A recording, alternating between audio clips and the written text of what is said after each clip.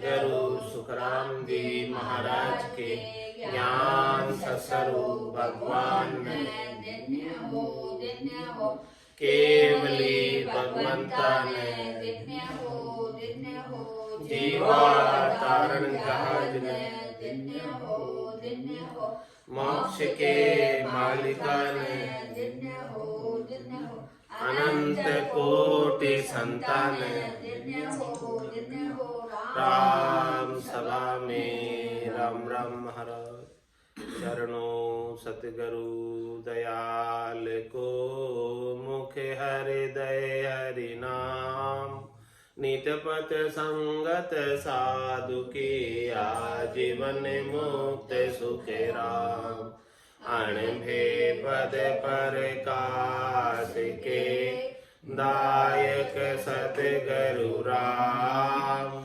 अनंत कोटि जन सहाय की ताय करूं प्रणाम सतगुरु को एको सबद मन कोई लेवे मान तो सहज होते हैं संत दास मुश्किल सुआसान भक्ति भक्त भगवंत गुरु चतुर नाम बबुए जिनके पद रज परस नासत विघ्न अनेक सब धरती कागज करम सब वन कलम कटाय सात समुद्र शाही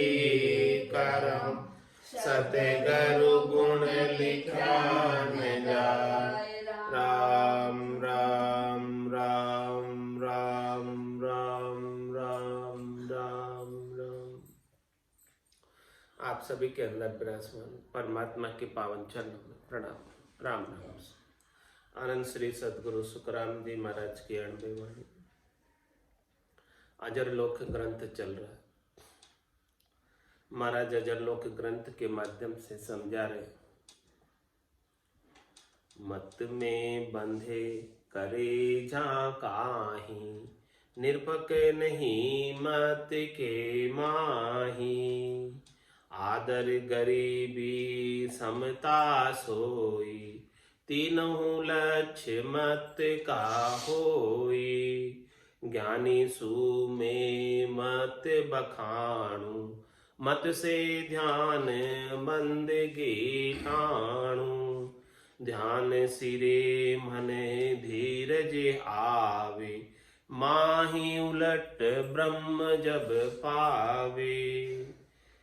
गिरिवर सु हंस उतरे आई, सोही शंख नाल के गेले होई।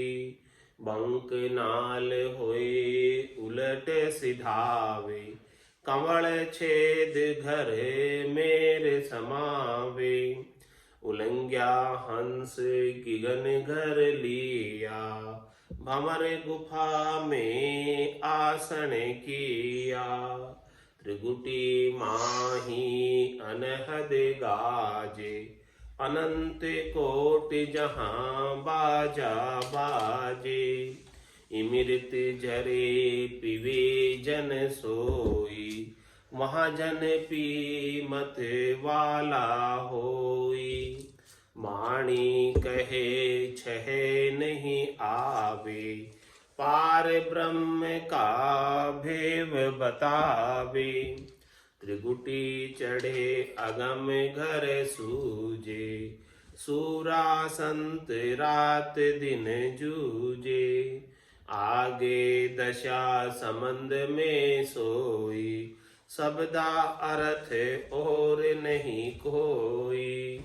जल में पेश कहाँ कोई भाके, जल बम्ब ब्रह्म प्रकाशो आखे।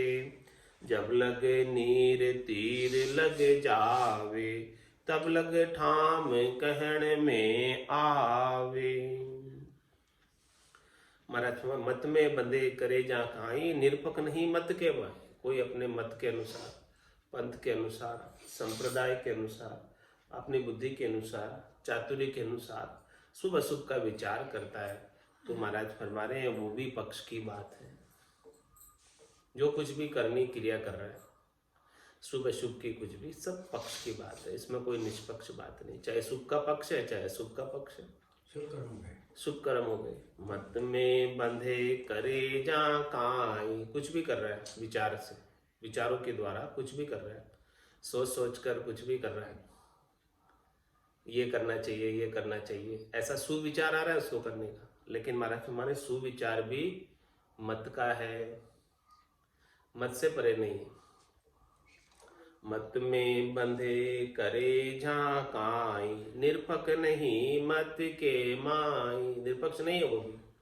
सुविचार का पालन करना भी निरपक्ष नहीं है, पक्ष की बात। आदर गरीबी ममता समता सोई, तीनों लक्ष्य मत का होई। आदर का भाव, गरीबी का भाव, समता का भाव, ये सब भाव भी मत के। महाराज हमारे निज नाम सतनाम कुदरत कला नियंचर भाव से परे है, मत से परे। इसलिए महाराज हमारे ज्ञानी सु में मत बखाणु, मत से ध्यान बंदगी ठाणु। मैं कहता हूँ ज्ञानी से, हे ज्ञानी लोगों, हे विद्वानों, हे पंडितों, देखो आप जितनी भी बात करते हैं वो सब मत की बात करते हैं। मतवादी मत को ठाने, आप मत को ठानते हो, अपना अपना मत थापते हो आप, और अपने अपने को अच्छा बताते हो सब। तो सब अपने अपने को अच्छा बताने वाले अपने अपने मत की बात बता रहे हैं। ज्ञानी सु में मत बखाणु, मैं कहता हूँ कि देखो आप सब बात कर रहे हो, किसकी कर रहे हो? मत की कर रहे हो। और मत से ऊपर क्या है? मत से ध्यान बंदगी ठान। मत से ऊपर, शुभ अशुभ से ऊपर ध्यान करना उससे अच्छा है, और ध्यान से भी ऊंचा बंदगी करना अच्छा है। और ध्यान सिरे मन धीरज आवे, और ध्यान से ऊपर और क्या अच्छा है कि मन में धैर्यता आ जाए, मन में संतोष आ जाए, शुभ अशुभ की चाय सब मिट जाए। जब तक मन में धीरज नहीं आएगा, जब तक मन में कुछ न कुछ चाहना लगी रहेगी शुभ अशुभ की, कुछ भी करने की, तब लग तो महाराज फरमा रहे हैं वो ब्रह्म को नहीं पाएगा। ब्रह्म को पाना है तो मन में धीरज आना जरूरी, और धीरज आएगा किससे? बिना नाम और निज नाम के धीरज आने वाला नहीं। तो ध्यान सिरे मन धीरज आ, तो ध्यान से ऊपर की क्या अवस्था है? ध्यान से ऊपर का क्या साधन है? ध्यान से ऊपर का क्या उपाय? कि मन में धीरज आ जाए, कुछ भी करने की आवश्यकता नहीं रह जाए मन को, मन संतोष को प्राप्त हो जाए, शांति को प्राप्त हो जाए, धैर्यता को प्राप्त हो जाए। जब ऐसी स्थिति आएगी तो माही उलट ब्रह्म जब पावे, भीतर ही भीतर में अंतर्मुखी होकर भीतर के आनंद को प्राप्त करके ब्रह्म को प्राप्त कर लेंगे। अपने सच्चे स्वरूप को, सत्स्वरूप का बोध कर लेंगे कि आपका सत्य स्वरूप, सच्चा स्वरूप आनंदमय स्वरूप है। उस आनंद को जब तक आप प्राप्त नहीं करेंगे तब तक उसका बोध नहीं होगा। और वो आनंद कैसे प्राप्त होगा? हे भूप निज नाम मुखमाय नहीं आवे, ज्ञान गम सोजा गतनाय पावे, तत्व रूपी गुरु की दिल मेर भाई, निज नाम जागे शिस्तन माई। तो ऐसा जब निज नाम जागृत होता है तब कैसी स्थिति बनती है? गिरिवर सुहंस उतरे आई, सुही शंख नाल के गेले होई। कौन से गेले से आया ये हंस? शंखनाल के रास्ते से आया, पूरब के रास्ते से आया। पिता के भ्रकुटी में बिंद का वास था, तो वहां से उतरकर माता के गर्भ में आया। गिरिवर सुहंस उतरे आई, सोही शंख नाल के गेले होई। जो रास्ते से आया उस रास्ते से जाना चाहे तो नहीं जा सकता, क्योंकि वो वन वे, उधर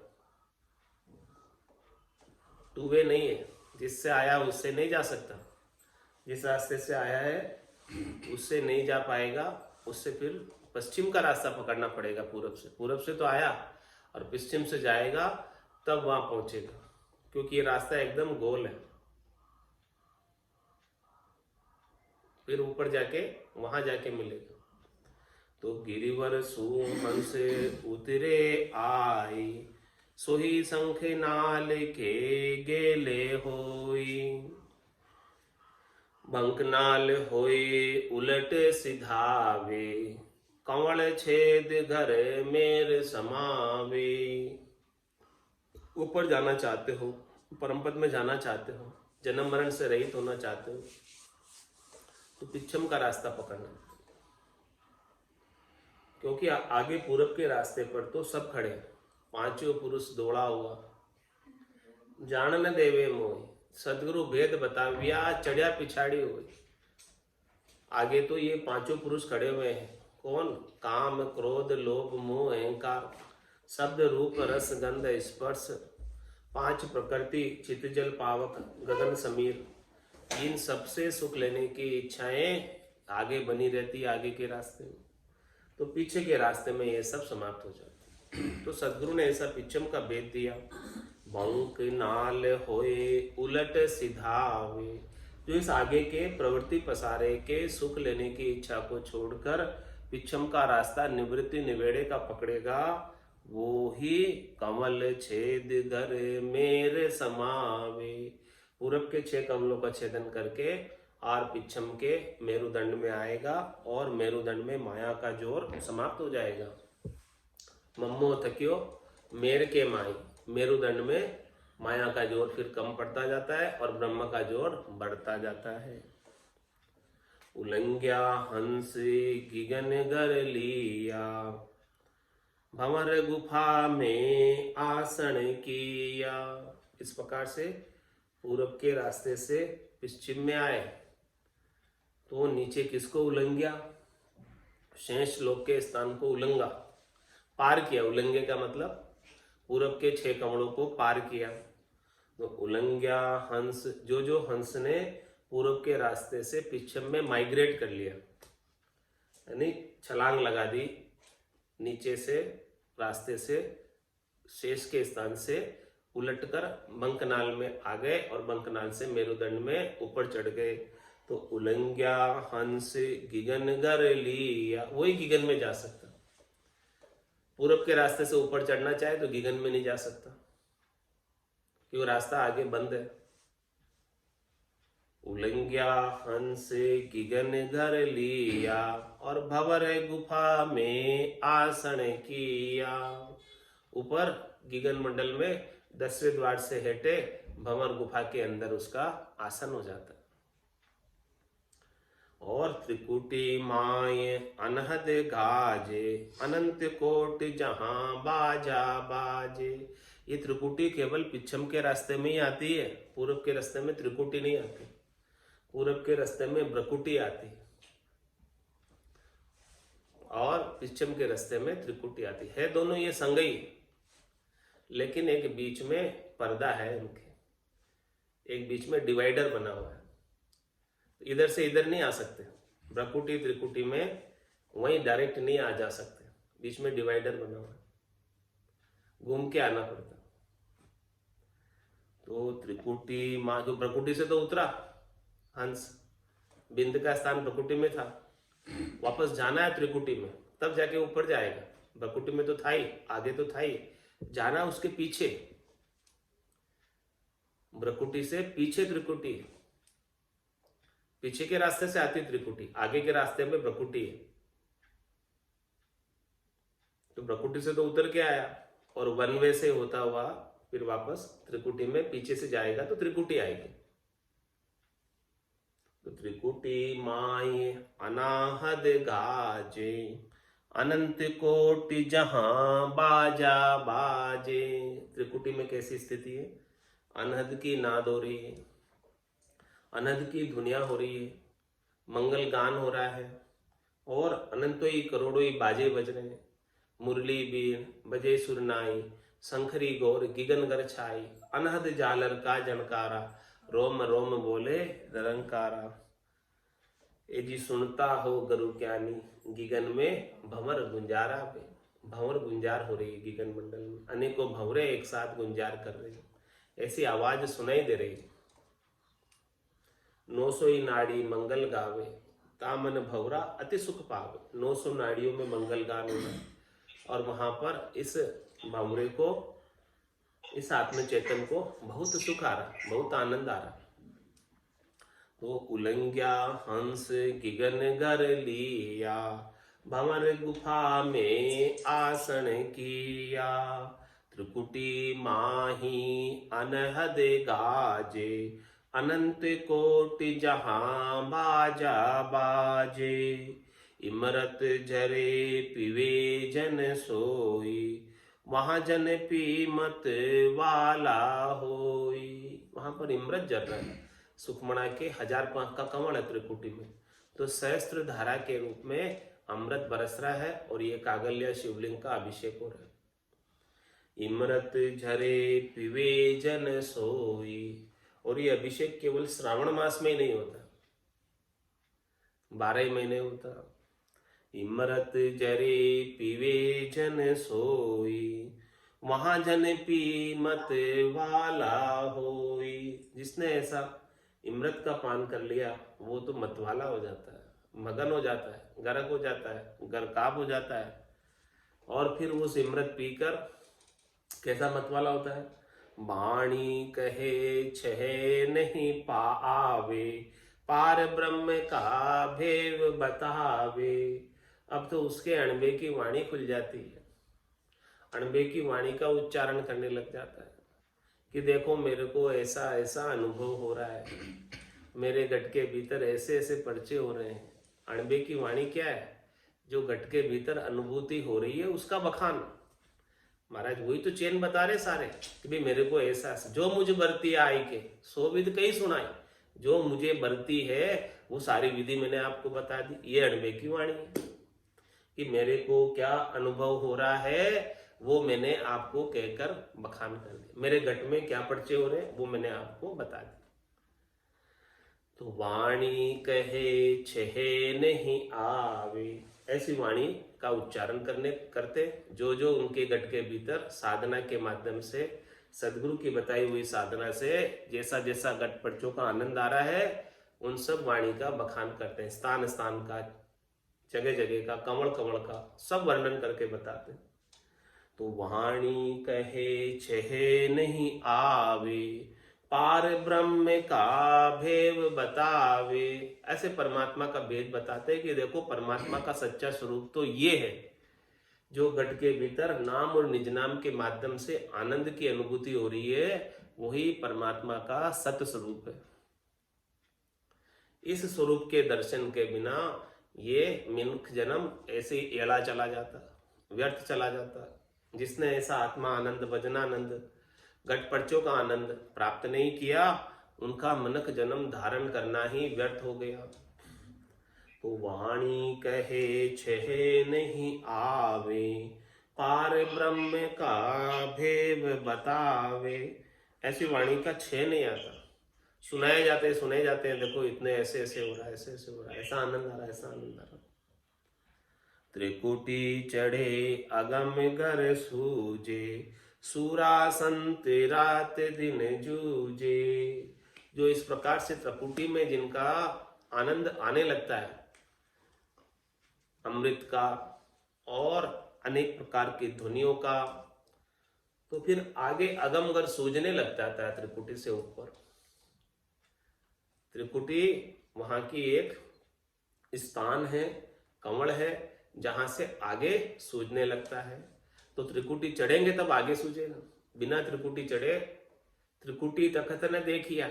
जिसने त्रिकुटी तखत नहीं देखा वो फिर आगे की बात क्या बताएगा? पहले त्रिकुटी तो चढ़ो। त्रिकुटी चढ़े अगम घर सूझे, इससे आगे अगम घर है, त्रिकुटी से आगे।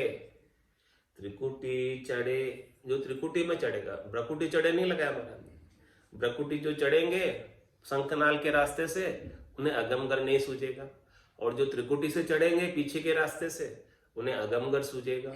तो त्रिकुटी चढ़े अगमगर सूझे, सूरा संत रात दिन जूझे। जूझने का क्या तात्पर्य? अब ऐसा आनंद आ रहा है कि रात दिन भजन नहीं छूटता, रसना से राम राम का उच्चारण रात और दिन होता रहता है। जागे जीते राम ही सिमरे और सूता हुई अभ्यास, सोने के बाद भी वही अभ्यास।